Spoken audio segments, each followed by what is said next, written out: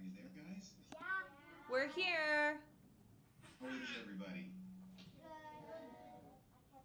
We're Can you hear me good. well? Yeah, we can hear you. All right. Well, this is the first podcast I've ever done, and I wanted to say hi to everybody. Hi. Well, it sounds like you guys are excited. All right. Well, the first thing we're going to talk about is why we're talking about these guys today. Now, you know we're going to talk about Jackie Robinson and Satchel Paige, right? Yeah. Okay.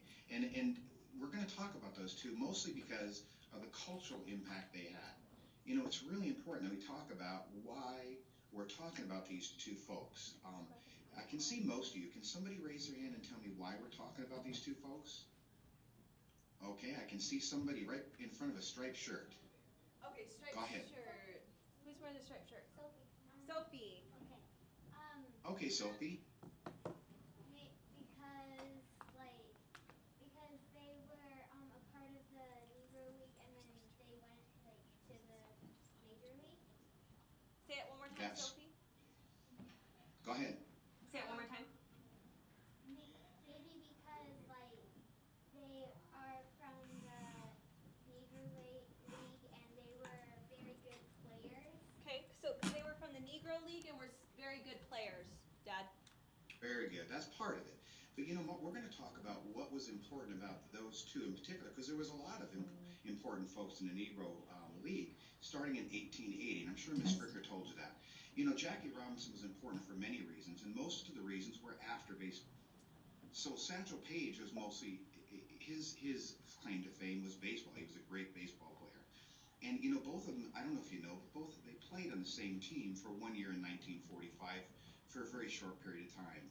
And after they played the Negro Leagues, they went on to Major League Baseball. And can tell me why, what was so important about Jackie Robinson in the Major League Baseball? Who can tell? Somebody raise their hands. Hess? Okay. Because he broke the color barrier, and He did. Now that's the important part about him, but he broke the color barrier in more than one location. I don't know, did you know that he was in the military as well? In 1942, he was in the Army as an enlisted man and was one of the first people to go to the officer candidate school. So that's another important reason. And what we're going to do today is we're going to talk about them briefly, and then I'm going to take you for a real quick tour of some of the exhibits they have here. And it's really crowded. That's why I'm kind of out here in the hallway, and I want to be able to show you some things. But it's really crowded, and we're not going to be able to hear good. So we know that Jackie Robinson broke the color barrier, and Satchel Paige was right behind him. Satchel Paige was a pitcher, and Jackie Robinson was a first baseman. And that was one of the differences. Now, some of the differences between those two was that they played in the Negro League, but let's look at Jackie Robinson's career. He played on one Major League team and one Negro League team. But if you look at Satchel Paige, he was on 3 Major League Baseball teams. He was on 10 Negro League teams, but he was also on 4 teams later on that were outside the U.S., which was really important as well. So you look at Jackie Robinson, he had a great short career of 9 years, and Satchel Paige played for 20 years. So you can see there's some huge differences. Now, with the two of them, it's important to note that after they got out of baseball, what did they do? What is their legacy? And we're going to go and look at some of the legacy. But you know, when Jackie Robinson got out of baseball, he went into politics a little bit. He supported a lot of people, and he did a lot more than just break the color barrier. He succeeded in making sure that everybody knew that he broke it, but he also made sure that there was a lot more to it than that. And if you look at his career in the Army, he was in a segregated unit in the Army that did tanks. The tank battalion he was in from 1942 to 1945, he was one of the first officers in that unit. So that was really, really important for him to do. But after he got out of there, when he went to baseball and he became a Major League Baseball player, what happened to him there? Does anybody know when he became a Major League Baseball player? Okay, I see a big hand right in front. Logan? Go ahead. Logan? So lots of people didn't like him. Try to say it louder. lots of people didn't like him Well, but why didn't they like him? What was the reason they didn't like him? because he was not white. Correct. He was African American, and then they called it Negro. So he was African American, and it's not right that people didn't like And he dealt with the same thing in the Army. But even after the Negro League and even after Major League Baseball, he still dealt with prejudice. And he did try to fight that to the point where even Martin Luther King mentioned the fight that he made. So he did so much during baseball, he did so much in the military, and he did so much afterwards. Now, does anybody know anything about Satchel Paige's nickname? Does anybody know anything? I mean, Satchel's not a first name, is it? Okay, let's pass it to Reagan. Okay, Reagan. He got his nickname because he would carry suitcases or satchels. He did, and there's two stories. When he was 10 years old, he was in a train station, and for 10 cents a bag, he would carry some of the different bags with him. But somebody else had a story that was proved not to be true that was passed around early on, is that he actually stole some of those bags. He didn't do that, so he just carried the bags and made money that way. But one thing that happened to him later on, when he was 15 years old, he did get in trouble for stealing, and he went to a Negro school for boys, and that's what they called it. They called it a Negro school for boys. And he was there for 5 years, and he didn't get out until he was an adult. So Satchel Paige's career was much different than Jackie Robinson. Jackie Robinson started early and moved on. What we're going to do now is I'm going to keep talking a little bit. We're going to walk through these crowded hallways, and we're going to start looking at some of the exhibits. And the exhibits might be hard to see, and we're actually going to play one of the exhibits for you. So we're going to start moving that way now, and I'm going to turn the camera. All right, so first place we're going to go is, of course, you have to see something that is near and dear to your teacher. Can anybody tell me, as we get a little closer, what this is? Anybody raise their hand? All right, I see one in the front. What are we looking at? A Boston Red Sox Yes, jersey. this is from the World Series. This is some exhibits at our World Series. So now we're going to go on to the Jackie Robinson exhibit, but we're going to pass some fun things on the way. So now let's see. Now we talked about what Jackie Robinson did before, during, and after his career, and now we're going to talk a little bit about Satchel Paige's, because his was a little different. After he got done with his career in baseball, which was well over 40 years, he became a deputy sheriff in one place. He was in a couple of movies, and there's a rumor that he actually pitched for Babe Ruth. So I don't know if you guys can see some of the things we're seeing. Let me walk over to one over here and see if you can tell what this is on our way to the Negro Leagues. And again, it's very crowded and it's very noisy. So, can anybody tell me what this is? Jansen? It's Babe Ruth's jersey and pants. It is. It's his whole uniform. It's one of the last ones he played in. Now, one thing with Jackie Robinson is his exhibit here actually spans many of the rooms because he was in so many different places. So what you're looking at here is, I don't know if you can read it, this is the opening to that. Okay, so if you can see that. Now we're going to go inside where it's very quiet in this room, and we're going to look at some of Jackie Robinson's stuff. The first thing we're going to do is look at one of his jerseys. So this is one of his jerseys, and we're going to talk about that at the very end when we get out of here. Can you guys still hear me okay? Yeah.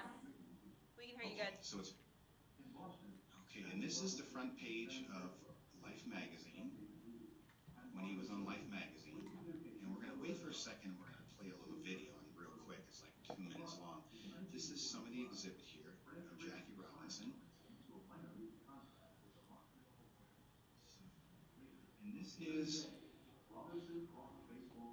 is some of the stuff that Satchel Paige played for. He played in Mexico as well, and he played in Honduras. He played in a North Dakota league nobody had ever heard of before. And now we're going to go over and we're going to play a very short video that'll help you a little bit. And if you guys can't hear me, you tell me, okay? So we're going to play a little video for you. And this is on Satchel Paige in the Hall of Fame. Give us 2 seconds. And now this is important. This is some of the hate mail that he received. Oh, here we go. Unlike many Negro Leaguers who played multiple positions, Paige spent his career tormenting batters from the pitcher's mound. His overpowering fastball, delivered with precise control, struck out the best in baseball. Negro League base-running ace Cool Papa Bell said that Paige could put that big fastball right at your knees all day long. that seemed to come right out of his foot. Page was also a survivor. For 4 decades, he challenged hitters to solve the mysteries of his so-called hesitation pitch, or B-ball, jump ball, trouble ball, and midnight creeper. Casey Stengel called him Father Time. A self-styled traveling man, Page's name appeared on the rosters of numerous teams, from Cuba to the Dominican Republic to Mexico, as well as clubs all over the United States. When he finally pitched his first game for the Cleveland Indians in 1948, he entered the record books as the oldest rookie in Major League Baseball. A talented showman as well as a superb pitcher, Page drew nearly 202,000 fans to his first 3 Major League games. Satchel Paige was elected to the Baseball Hall of Fame in 1971. All right, so there's a little bit about Satchel Paige that kind of encapsulates his whole career. So I'm going to move someplace where it's a little quieter. Oh, one thing we didn't know that Mrs. Powell just said is this is Satchel Paige's uniform. I didn't know that. So here's one of Satchel Paige's uniforms. And again, he played for 3 Major League teams and 10 Negro League teams. So here's one of his later ones. Now remember, the movie mentioned that he was part of the Negro League for quite a while. And what's important about him is he didn't start his Major League career until he was 42 years old. And 42 years old, he was the oldest rookie ever to play baseball. So that was kind of interesting. And what we're looking at now is some of the exhibits that show the early days, starting in 1880, of the Negro League. Now with Satchel Paige, he was kind of a showman and kind of a trickster. And what he would do is sometimes he would have all the players on the team sit behind him while he pitched. And I mean, I know some of you boys play baseball. Imagine having your entire team sit behind you as your team pitched. He just did that because he was kind of showing off and knew that nobody could hit his fastball. And we talked about a little bit of the color barrier. The color barrier was also in his pitching. There was a stutter in his pitch. And what they called it, that was a balk sometimes. And it wasn't. It was an actual pitch. But because of him being African American and coming from the Negro League, that a lot of it was called a balk. And I'm sure Ms. Frick will explain what a balk is later to you. That stuff. Now, so we have some differences in their careers, both in how they approached it before, during, and after. And what's also important about Jackie Robinson is in April 15th, 1997. Let's see, can you guys read that at all? In 1997, they took his jersey and retired his jersey. That's the first time in any major league sport where they retired the jersey for all the teams. So that kind of shows you a little bit about it. And we're not going to talk about a lot of differences in their statistics because a lot of you don't like baseball, but what's important is the cultural differences, and hopefully we talked about that. So we're going to kind of walk back out to the hallway a little bit, and we're going to look at a couple more things as we go. So what I'd like to do is kind of open it up for some of the questions you might have. Now again, this is my first podcast, and I like baseball, but I'm not a crazy baseball guy, so I don't know anything about statistics. So we might even go upstairs a little. It's kind of interesting up there. So while we go, does anybody have any questions at all? Okay, who has questions at this point? Kate Johnson, if you'd like to bring the mic over to Kayla, please.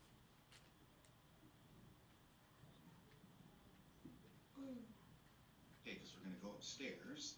Did And Jackie Robinson have any other number besides 42? Do you know if Jackie Robinson had any other number besides number 42? Nope, that was his only number once he reached Major League Baseball. His number was 42 as well when he played in the minor leagues, the Monarchs. And there don't forget, he only played for 2 teams. So that's kind of special about his career. And he was given so many different awards when he went through his baseball career. But again, he stayed number 42. And does anybody know who the last retired number 42 was? We talked about this in class. Who remembers? Dee, you should remember.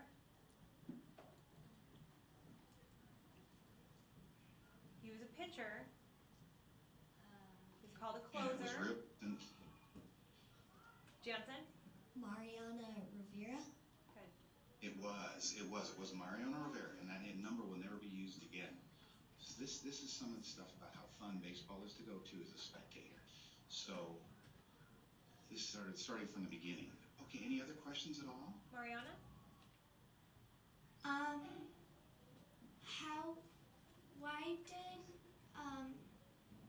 Why did Babe Ruth, or did Babe Ruth get his number retired for the same reason? You know, I don't know, but No, I'll find out. So, he did- you're telling me. Go ahead, Ash. I heard No, you say something. he did not. So there are still players in baseball that use number 3. So what's really cool about baseball is that the first couple years that baseball was around, their numbers actually came from the position that they played. So number 1 was the pitcher, number 2, so on and so forth around, and that's how they got their numbers. So a lot of places have decided to retire number 3, which was Babe Ruth's number, but not because it was Babe Ruth's number. Only the New York Yankees retired number 3 for Babe Ruth. Thanks, Ash. No problem, Bob. Yeah, I see. Okay, you want to bring it to Logan? Was there anybody besides Jackie Robinson before him, 42? Before That Jackie? had the number 42? Yeah. Yes. Yes, there were all the time. Almost all the teams had that. Okay. Any other questions, guys? Okay. Stockton? I thought on the team that Jackie Robinson played on, they had a little 42 always like on the pocket. They always do on Jackie Robinson Day. Every player wears number 42. The Los Angeles Dodgers, I don't know if they have it on their uniform all the time. Sometimes players are allowed to personalize it though. So maybe some players have chosen to do that.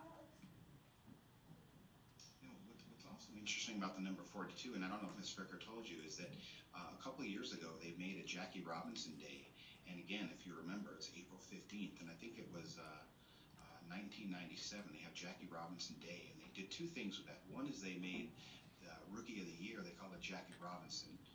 And the second thing they did was they retired his number, but everybody on all the teams could wear number 42. I don't know how that worked out. If you looked at 2 teams where every person had number 42 on, but it was in honor of him. So they every player on one particular day a year could wear number 42. So his number is very, very important. If you go to any major league stadium, you're going to see the retired numbers from that team, and you're also going to see Jackie Robinson's number retired as well.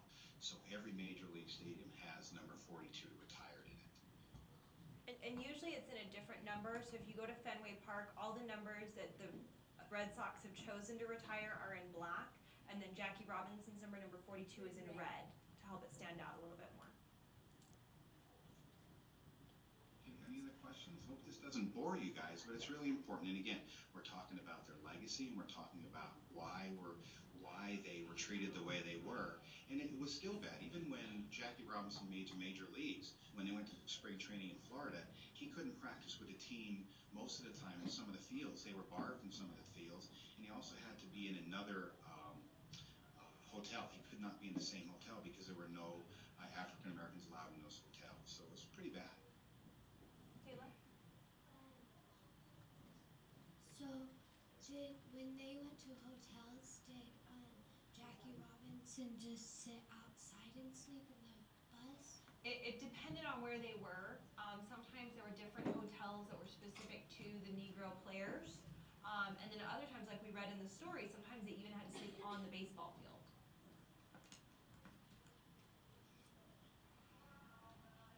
Okay, any more? Okay? All right, is that good, Ash? Yeah, that's great. Okay. All right, then we're going to let you guys go. We're going to kind of walk. This is Mrs. Pahoon. I don't think they've met her. There's Mrs. Pahoon. That's my She's mom. helping with all the photographs. So she wanted to say hi, and she's doing the photographs and some of the documentation. But this is the first one of Where in the World is Pahoon? So we'll figure out where we're going to meet you next, and maybe we'll go to Gettysburg and make sure it fits with what you're studying at the time. Okay, so boys and girls, what do we say? Thank you. All right, thanks guys. I love you. All right, see you guys. Do a quick reflection.